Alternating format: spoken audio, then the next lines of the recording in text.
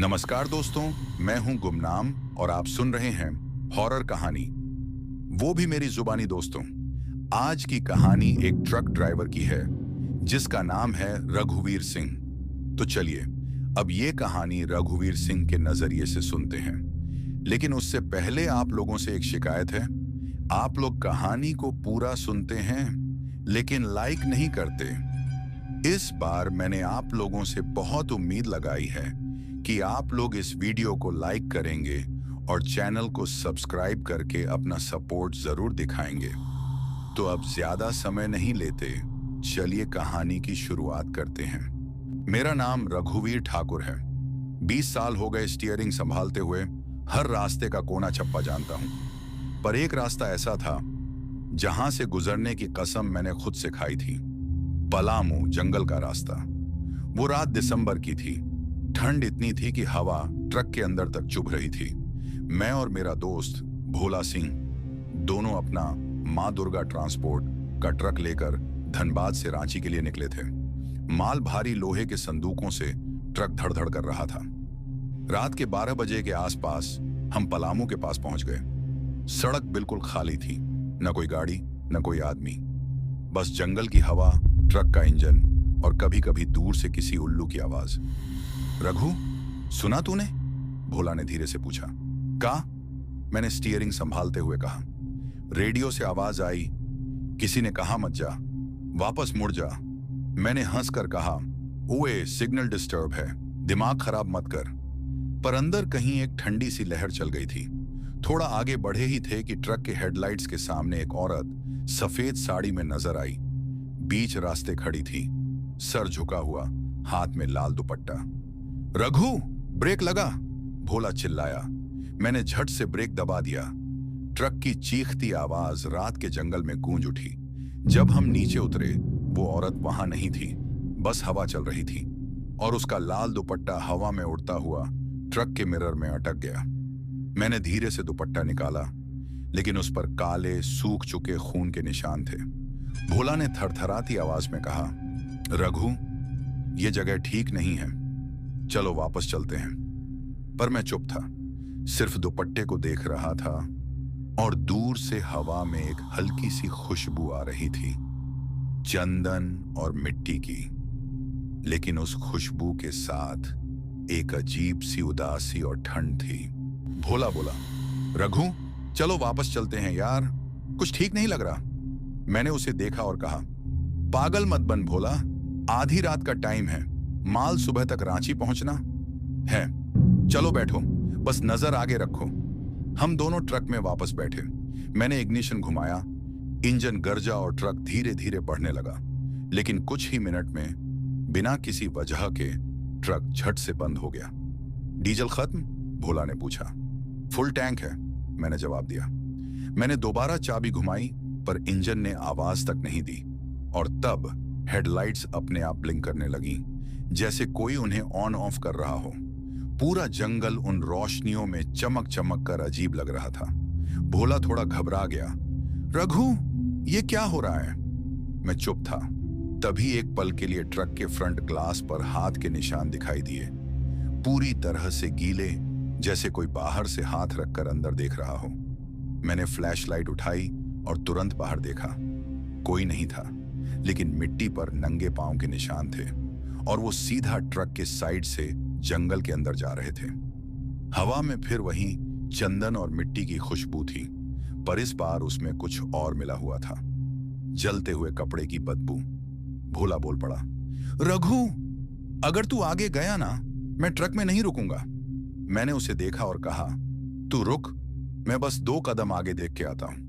मैं टॉर्च लेकर जंगल के अंदर कदम रखा और जहां जमीन में पांव के निशान खत्म हुए, वहां एक पुरानी नंबर प्लेट मिली।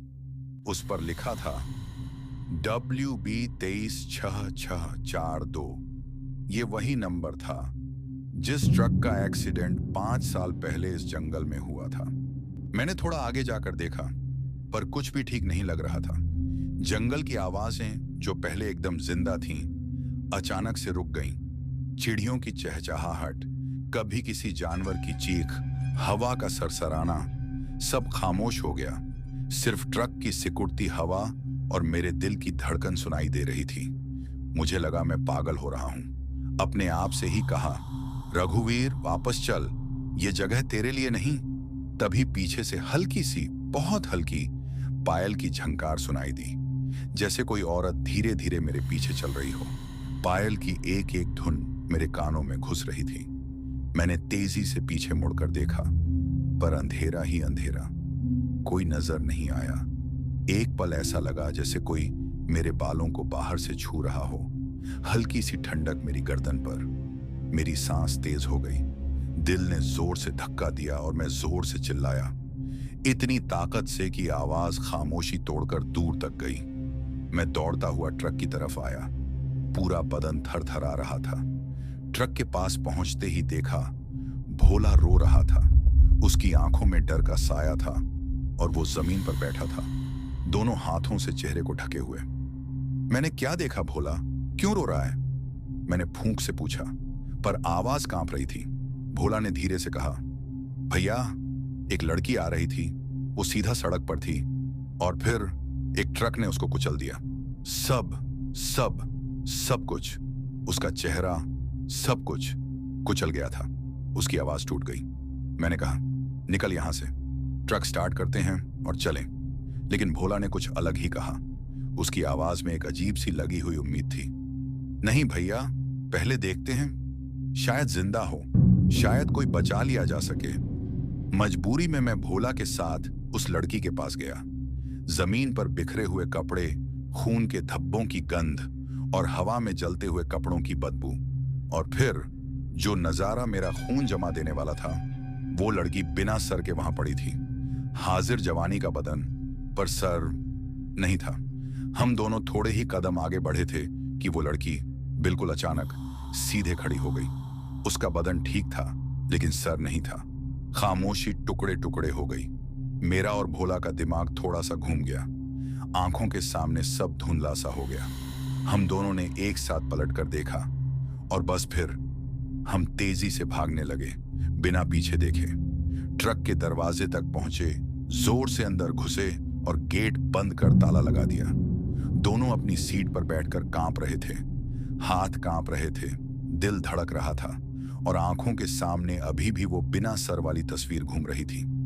ये जगह सही नहीं है रघु, भोला ने फूंक से कहा। मैं चुप था, बस इंजन की तरफ देखता रहा, पर हाथ कांप रहे थे। दोनों इतने डरे हुए थे कि हवा भी हमें ठंडी लग रही थी। ट्रक के अंदर हवा बिल्कुल जम गई थी। मैं और भोला चुप बैठ गए। सिर्फ एक दूसरे की सांस सुनाई दे रही थी। बाहर अंधेरा था, लेकिन उस अंधेरे से भी ज्यादा अंधेरा हमारे अंदर घुस गया था। मैंने इग्निशन घुमाया, पर इंजन ने आवाज तक नहीं दी। 2 बार, 3 बार, पर ट्रक ने जैसे सांस लेना ही बंद कर दिया हो। तभी ट्रक के पीछे के केबिन से थक थक थक की आवाज आई, जैसे कोई अंदर से स्टील के बॉक्स पर हाथ मार रहा हो। भोला ने मुझे देखा। ये आवाज ट्रक के अंदर से आ रही है भैया। मुझे लगा शायद कोई जानवर घुस गया होगा। मैंने टॉर्च उठाई, पर टॉर्च फिर से ब्लिंक करने लगी और फिर ट्रक के साइड मिरर में मुझे एक झलक मिली। वो बिना सर वाली लड़की ट्रक के पीछे खड़ी थी। उसके हाथ ट्रक के दरवाजे पर थे, जैसे वो अंदर आना चाहती हो। मैं जोर से चिल्लाया, भोला देख पीछे। भोला ने देखा और उसकी चीख पूरी रात के जंगल में गूंज उठी। वो लड़की हवा में थोड़ी देर तक लटकती रही और फिर धीरे से जमीन पर उतर गई। लेकिन इस बार उसका सर ट्रक के बोनट पर रखा हुआ था और आंखें सीधा हमें देख रही थीं। मैंने ट्रक स्टार्ट करने के लिए चाबी घुमाई और इस बार ट्रक गरज उठा।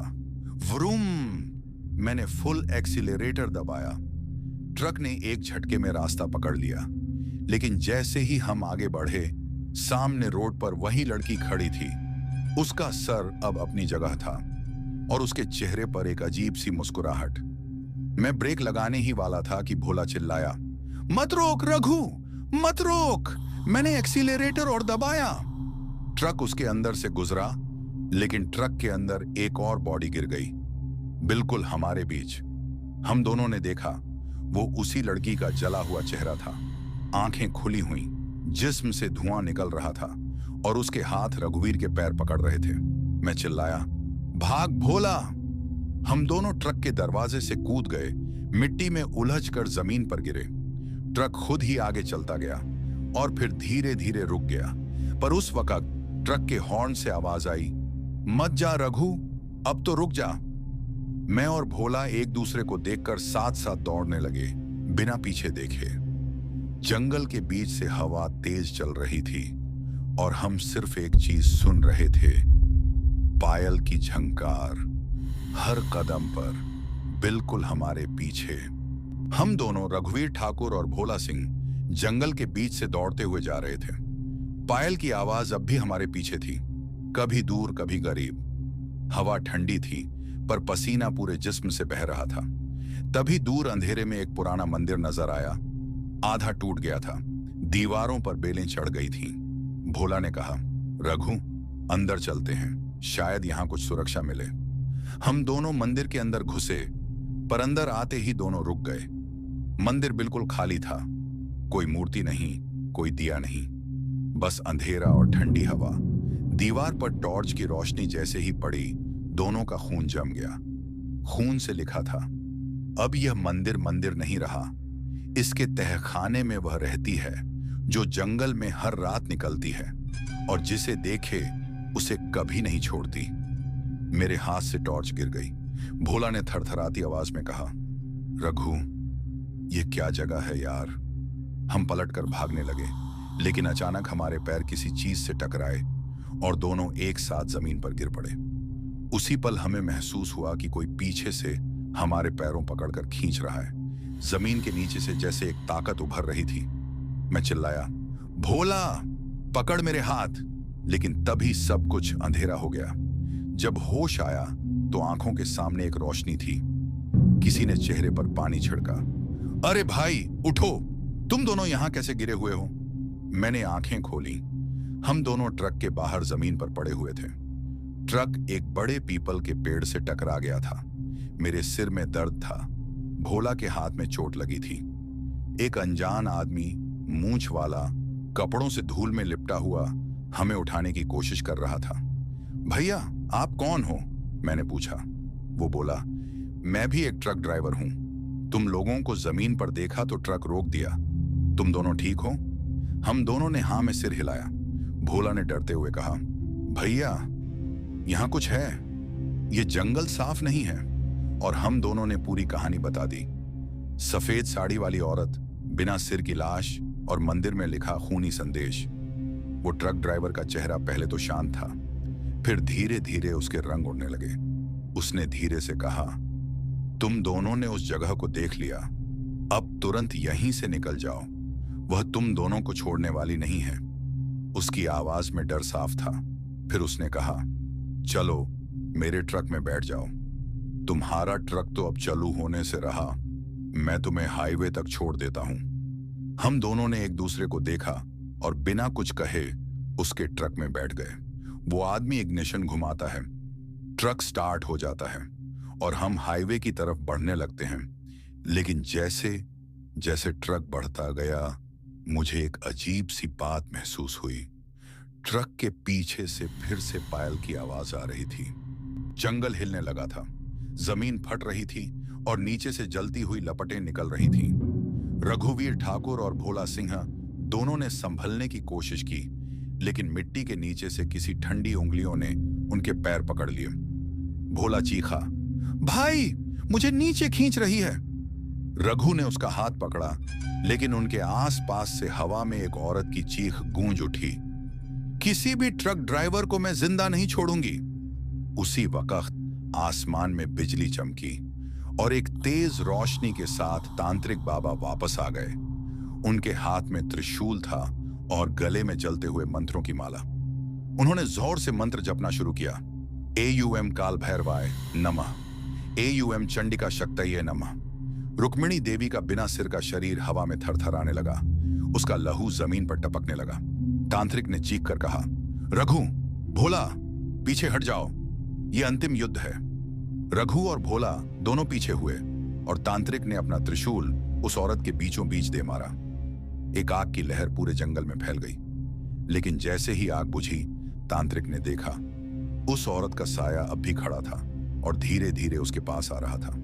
तांत्रिक समझ गया उसकी आत्मा तब तक नहीं जाएगी जब तक कोई अपनी जान न दे। उन्होंने रघु की तरफ देखा और कहा, बेटा, तुम दोनों भाग जाओ, मेरा वक्त आ गया है। रघु चीखा, नहीं बाबा, आप मत। लेकिन तांत्रिक ने अपना त्रिशूल अपनी छाती में घुसा दिया और बोला, हे महाकाल, इन दोनों को मुक्त कर दे। जैसे ही उनके प्राण निकले, पूरा जंगल रोशनी से भर गया। हवा रुक गई और रुक्मिणी देवी का बिना सिर का साया धुएं में बदलकर हवा में विलीन हो गया। सब कुछ शांत हो गया। रघु और भोला बेहोश होकर जमीन पर गिर गए। सुबह होने पर जब उनकी आंख खुली, वो दोनों मंदिर के बाहर पड़े थे। लेकिन इस बार मंदिर पूरी तरह जल चुका था और वहां किसी जीव का निशान नहीं था। सिर्फ एक त्रिशूल जमीन में गड़ा हुआ था और उस पर लिखा था, शाप समाप्त, किंतु जंगल अब भी जिंदा है। सुबह का सूरज अब जंगल के कोने से निकल रहा था। रघुवीर ठाकुर और भोला सिंह दोनों ने अपने शरीर से मिट्टी झाड़ी और एक लंबे वक्त बाद सांस ली। सब कुछ शांत था, बिल्कुल शांत। रघु ने कहा, लगता है बाबा ने हमें बचा लिया। भोला ने मुस्कुराते हुए कहा, हाँ भाई, अब बस यहां से निकलते हैं। दोनों वापस अपने टूटे ट्रक की तरफ चले गए। हैरानी की बात यह थी, ट्रक वहीं खड़ा था, बिल्कुल ठीक। ना कोई डेंट, ना कोई निशान, जैसे उसके साथ कुछ हुआ ही ना हो। रघु हैरान था, यह कैसे पॉसिबल है? हमने तो देखा था ट्रक पेड़ से टकराया था। भोला बोला, बस भाई, इस जगह से दूर निकलते हैं। रघु ने इग्निशन स्टार्ट किया।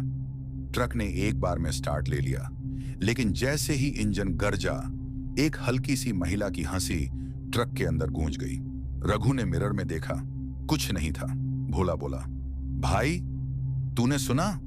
रघु ने झुठला दिया, नहीं, तू गलत सोच रहा है। ट्रक हाईवे पर बढ़ने लगा। हवा में अब भी कुछ अजीब था, जैसे कोई उनके साथ बैठा हो। थोड़ी देर बाद रघु ने कहा, भोला, जरा पीछे देख, ट्रक के रियर गेट का लॉक बंद है ना? भोला पलटा और उसका रंग उड़ गया। रियर गेट पर किसी ने उंगली से लिखा था, मैं लौट आई हूं, और नीचे ट्रक की नंबर प्लेट पर खून के दाग थे। रघु ने ब्रेक लगाई, लेकिन ब्रेक ने काम करना बंद कर दिया। ट्रक अपने आप स्पीड पकड़ने लगा। स्पीडोमीटर 60, 80, 100, और तभी रियर व्यू मिरर में रघु ने देखा एक औरत का जला हुआ चेहरा उनके बीच में बैठा था, धीरे से कहती हुई, बाबा ने मुझे रोक दिया था, पर अब ट्रक मेरा है। ट्रक एक जोर की आवाज के साथ जंगल के मोड़ पर गायब हो गया और हाईवे पर सिर्फ उसी त्रिशूल का प्रतिबिंब रह गया जो हवा में हिल रहा था। 3 महीने बाद वही श्रापित ट्रक एक स्क्रैपयार्ड में पड़ा था, जला हुआ, टूटा फूटा और धूल से ढका। कोई उसे छूने की हिम्मत नहीं करता था। एक दिन एक नया ड्राइवर रमेश यादव वहां आया। उसने कहा, ट्रक तो पुराना है, पर इंजन सही लगता है, चल पड़े तो क्या बात है। स्क्रैपयार्ड मालिक ने मना किया, मत ले जा बेटा, इस ट्रक ने मौत देखी है। पर पैसों के लालच में रमेश मान गया। उसने ट्रक को रिपेयर करवाया और रात को चलने निकला। जब इग्निशन स्टार्ट हुआ, ट्रक ने एकदम से पहली बार खुद गरज कर आवाज निकाली, मैं लौट आई हूं। रमेश ने समझा कोई मैकेनिकल इश्यू है, पर जैसे ही उसने रियर व्यू मिरर में देखा, एक पल के लिए एक औरत का जला हुआ चेहरा दिखाई दिया। ट्रक अपने आप चलने लगा। रमेश चिल्लाता रहा, ब्रेक लगाओ, ब्रेक लगाओ, लेकिन ब्रेक ने काम करना बंद कर दिया। ट्रक सीधा उसी जंगल की तरफ भाग गया जहां रघुवीर और भोला गायब हुए थे। वहां पहुंचते ही हवा ठंडी हो गई, पेड़ हिलने लगे और एक आवाज गूंजी, ये मेरा घर है, कोई वापस नहीं जाता। रमेश का ट्रक पेड़ से टकरा गया और एक झटके में आग लग गई। सुबह लोगों ने देखा ट्रक पूरी तरह जल चुका था, पर अंदर कोई लाश नहीं थी। उस दिन के बाद उस हाईवे के उस मोड़ पर हर रात एक ट्रक की हेडलाइट दिखाई देती है, जो आती है, हॉर्न बजाती है और फिर हवा में गायब हो जाती है। और लोग कहते हैं, जो उस ट्रक का हॉर्न सुनता है वो अपना आखिरी सफर शुरू कर चुका होता है। तो दोस्तों, ये कहानी अभी खत्म नहीं हुई है। ये तो बस शुरुआत है आपके खौफ के सफर की। लेकिन आप सबसे मेरी एक छोटी सी रिक्वेस्ट है, अगर आपको हमारी ये वीडियो पसंद आई हो तो इस वीडियो को लाइक कीजिए, चैनल को सब्सक्राइब कीजिए, और अगर आप चाहते हैं कि आपका नाम अगले वीडियो में अनाउंस किया जाए तो कमेंट में अपना नाम जरूर लिखिए। और हाँ, ये भी बताइए कि आप ये वीडियो कहाँ से देख रहे हैं, क्योंकि अगले वीडियो में मैं आप सबके लिए एक सरप्राइज लेकर आने वाला हूँ। तब तक हमारे चैनल के साथ जुड़े रहिए और डरते रहिए, क्योंकि अगला सफर और भी डरावना होगा।